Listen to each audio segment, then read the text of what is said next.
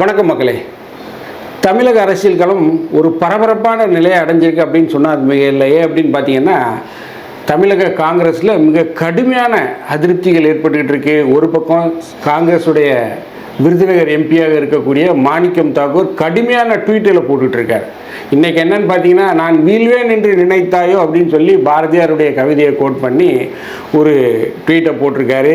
இன்னொரு பக்கம் பிரவீன் சக்கரவர்த்தி, டேட்டாமேன் என்று சொல்லப்படக்கூடிய ராகுல் காந்தியுடைய செல்லப்பிள்ளையாக இருக்கக்கூடிய பிரவீன் சக்கரவர்த்தி என்ன பண்ணியிருக்காருன்னா, சூரியன் அஸ்தமனம் ஆகுது அப்படின்னு சொல்லி அவர் ஒரு ட்வீட்டை, அவருடைய நாய்க்குட்டி கூட இருக்க மாதிரி ஒரு ட்வீட்டை போட்டிருக்காரு.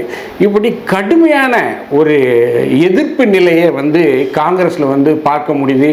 மேலும் ஒரு பக்கம் செல்வ பெருந்தகை திமுகவுடைய மாவட்ட செயலாளராகவே மாறிட்டார் அப்படின்னு சொல்லலாம். இன்னைக்கு அவர் தமிழக முதல்வர் திரு M.K. ஸ்டாலினை அவருடைய மனைவியோடு சந்தித்து தன்னுடைய மகளுடைய திருமண நிச்சயதார்த்தத்திற்கான அழைப்புதலை கொடுத்துருக்காரு. இப்படி தமிழக அரசியல் களம் ஒரு பரபரப்பான சூழ்நிலையை போயிட்டுருக்கு. வரக்கூடிய மார்ச் 14ஆம் தேதி தேர்தலுக்கான தேதியை இந்திய தேர்தல் ஆணையம் அறிவிக்கும் அப்படின்னு சொல்லி நம்முடைய சோர்ஸ்கள் சொல்லிட்டு இருக்காங்க. ஸோ இப்படி தமிழக அரசியல் களத்தில் திமுக காங்கிரஸ் கூட்டணி நிலைக்குமா, இல்லை காங்கிரஸ் இலவு காத்த கிளியாக நாங்கள் காத்துக்கிட்டு இருக்கோம், 70 நாள் ஆகிருக்கு, டிசம்பர் 5ஆம் தேதியே நாங்கள் முதல்வரை எங்களுடைய மேலிட பார்வையாளர் கிறிஸ் ஜோடங்கர் தலைமையில் சந்தித்து எங்களுடைய கோரிக்கைகளை நாங்கள் பட்டியலாக கொடுத்துட்டோம். பட் ஆனால் இன்னமும் திமுக அதற்கு செவிசாய்க்கலை. குழு அமைப்போம்னு சொல்கிறாங்க. கேட்டால் எங்களுடைய நண்பர் அப்படின்னு சொல்கிறாங்க, எங்கள் கூட்டணின்னு சொல்கிறாங்க, சகோதரர்னு சொல்கிறாரு எங்களுடைய தலைவர் அவரை. பட் ஆனால் எங்களை ஒரு பொருட்டாகவே மதிக்க மாட்டேங்கிறாரு. 70 நாளுக்கு மேலே ஆயிடுச்சு, இன்னமும் ஒரு குழுவை போட வேண்டியதானே, ஒரு பேச்சுக்காவது கூப்பிட்டு எங்களை பேசியிருக்கலாமே, கூட்டணியை கொஞ்சம் கூட துச்சமென மன்னிக்க மாட்டேங்கிங்களே அப்படின்னு சொல்லிட்டு நம்மளுடைய காங்கிரஸ் கட்சியில் இருக்கக்கூடிய தோழர்கள் குமுறி கொண்டிருக்காங்க. ஸோ இப்பேற்பட்ட சூழ்நிலையில் பார்த்திங்கன்னா, இலவு காத்த கிளியாக காங்கிரஸ் மாறுமா, இல்லை தாவேகா கூட கூட்டணி அமைக்குமா? தமிழக வெற்றி கழகத்துடைய தலைவர் விஜய் காங்கிரஸ் வந்தால் வரட்டும் போனால் போட்டும் அப்படிங்கிற ஒரு மனநிலைக்கு விட்டதாக செய்திகள் வருது. ஸோ என்ன நடக்குது தமிழக காங்கிரஸில்? திமுகவுடன் இந்த அரசியல் நிலைப்பாடு தொடருமா, இல்லை விரைவில் அவங்க கூட்டணி விட்டு வெளியே வருவாங்களா? அதை பற்றி தான் நம்ம இந்த நிகழ்ச்சியில் பார்க்க போகிறோம்.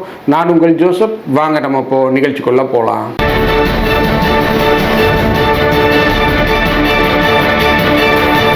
அதாவது இந்த கிராமத்தில் ஒரு கதை சொல்லுவாங்க, இலவு காத்த கிளி அப்படின்னு சொல்லுவாங்க. அதாவது ஒரு கிளி இந்த இலவ மரம் இருக்கு இல்லையா, இந்த இலவம் பஞ்சு, அது காய்ச்சி அது ஒரு பஞ்சு மாதிரி வெடித்து பறந்துடும். அதில் பழமோ எதுவுமோ காய்க்காது. ஒரு இலவு காத்த கிளி கடைசி வரைக்கும் அந்த கிளி காத்திருந்து பழம் பழுக்கும் நம்ம சாப்பிடலாம் அப்படின்னு ஆசையாக இருந்து ஏமாந்து போகும். ஸோ அதே நிலையில் தான் காங்கிரஸ் இருக்காங்க. நாங்கள் டிசம்பர் 5ஆம் தேதியை முதல்வரை சந்தித்து எங்களுடைய மேலிட பார்வையாளர் கிறிஸ் ஜோடங்கர், சட்டமன்ற கொறடா திரு ராஜேஷ்குமார் MLA தலைமையில் எல்லாருமே நாங்கள் போய் பார்த்தோம். செல்வ பிறந்தைகள்லாம் போனார். எங்களுடைய கோரிக்கைகளை, எங்களுடைய எதிர்பார்ப்புகளை நாங்கள் ஒரு பட்டியலாக கொடுத்தோம். பட் இன்னமும் தமிழக முதல்வர் அதற்கு எந்த வித ஒரு பதிலும் தெரிவிக்கல. கட்சி ரீதியாகவும் அவங்க எந்த ஒரு குழுவையும் அமைக்கலை. இது எங்களுக்கு ஒரு மிகப்பெரிய ஏமாற்றத்தை தருது அப்படின்னு காங்கிரஸ் தோழர்கள் சொல்லிகிட்டு இருக்காங்க. உண்மையிலே பார்த்தீங்கன்னா இது ஒரு சரியான ஒரு அவங்களுடைய கருத்து தான். ஏன் அப்படின்னு பார்த்தீங்கன்னா, திமுக எப்போவுமே இந்த வேலையை தான் செய்வாங்க. அதாவது கேட்டால் கூட்டணி அப்படின்னு சொல்லுவாங்க. ஆனால் கூட்டணிக்கு உண்டான உரிய மரியாதையை கொடுக்கணும். டிசம்பர் 5ஆம் தேதி கொடுத்துருக்காங்க. இன்றைக்கி நாள் என்னன்னு பாருங்கள். இன்றைக்கி பிப்ரவரி 18ஆம் தேதி. டிசம்பர் 5, ஜனவரி 5, பிப்ரவரி 5, எவ்வளோ நாள் ஆயிடுச்சு பாருங்கள் கிட்டத்தட்ட. ஸோ ஒரு 70-80 நாள் ஆனதுக்கப்புறமும் இன்னமும் ஒரு குழு அமைக்கலை. அதாவது பிப்ரவரி 22ஆம் தேதி தான் எங்களுடைய குழு கூட்ட போகிறோம் அப்படின்னு சொல்கிறதெல்லாம் ஏற்றுக்கொள்ளக்கூடியதாக இருக்கா? இல்லை. ஏன்னா காங்கிரஸ் தான் திமுகவுடைய ஒரு பிரதான கூட்டணி. அந்த கூட்டணியில் இருக்கக்கூடிய மிகப்பெரிய கட்சி காங்கிரஸ் தான். அந்த கட்சி முதல்ல ஆளுக்கு முந்தி போய் அவங்களுடைய எதிர்பார்ப்புகளை, அவங்களுடைய நிலைப்பாடுகளை ஒரு பட்டியலாக கொடுக்கும்போது திமுக என்ன செய்யணும்? ராகுல் காந்தி ஸ்டாலின் என்ன சொல்கிறாரு? எங்களுடைய சகோதரா, மை டியர் பிரதர் அப்படின்னு சொல்கிறாரு. அப்படிங்கிற ஒரு பிரதருக்கு நீங்கள் கொடுக்க மரியாதை இதுதானா முதல்வர் ஸ்டாலின் அவர்களே? ஒரு முதல்வர் அப்படிங்கிற ஒரு பதவியில் இருந்துக்கிட்டு உங்கள் கூட்டணி தலைவரை நீங்கள் இந்த மாதிரி தான் மதிப்பீங்களா? அவங்க எவ்வளோ நாள் கொடுத்துருக்காங்க. அதுக்கு ஒரு ஐவாஸ் லெவல்லையாவது நீங்கள் ஒரு குழுவை அமைத்து அந்த கூட்டணி பேச்சுவார்த்தை திமுக தொடங்கி இருக்கலாம்.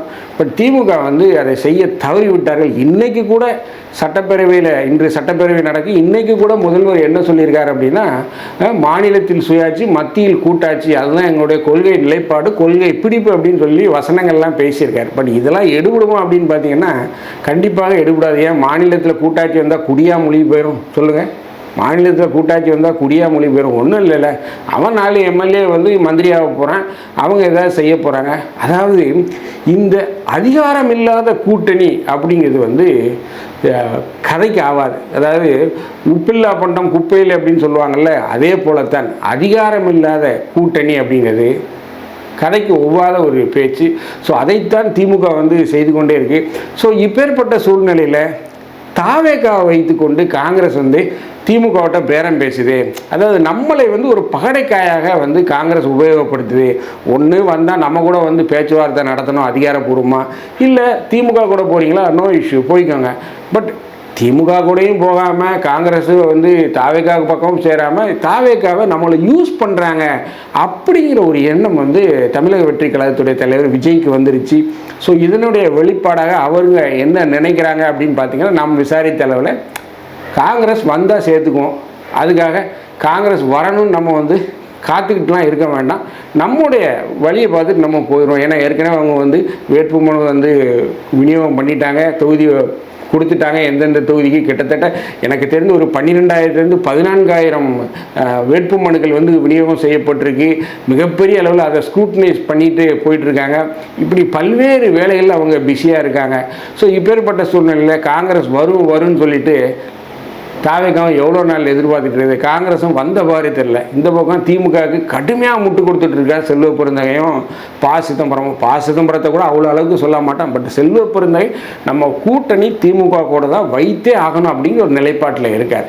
ஸோ இதையெல்லாம் பார்க்கும்போது காங்கிரஸ் கட்சியில் ஒரு நிலைப்பாடு இருக்குது. என்னை பொறுத்த வரைக்கும் நான் சொல்கிறது என்னென்னா, விரைவில் திராவிட காங்கிரஸ் உருவாவதற்கு ஒரு வாய்ப்பு இருக்குது அப்படின்னு தான் நான் சொல்லுவேன். அதாவது காங்கிரஸை உடைக்க கூட திமுக முயற்சி செய்வதற்கான வாய்ப்புகள் இருக்குது. ஏன் அப்படின்னு பார்த்தீங்கன்னா, திமுகவால் அரசியல் ஆதாயம் அடைந்த காங்கிரஸ்காரர்கள் திமுக கூட போயிடணும் அப்படிங்கிற ஒரு நிலைப்பாட்டில் இருக்காங்க.